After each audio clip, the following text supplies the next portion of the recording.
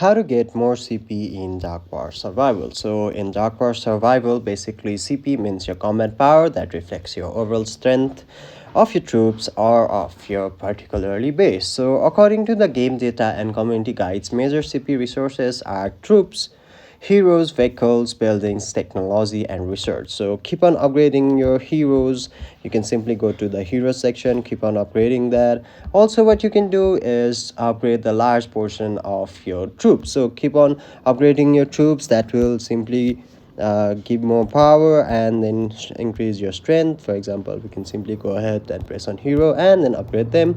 Also keep on upgrading your watchtower. Simply go ahead and then keep on building all of those things. So what you can do is you can simply go ahead and then build your watchtower. This will increase CP very much. And then also what you can do is focus on technology research. Tech boost give long-term CP gains.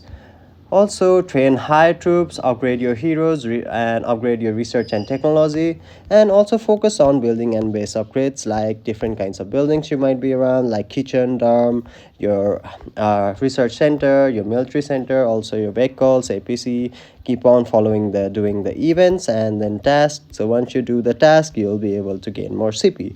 Those were particularly ways. Hopefully this video helps.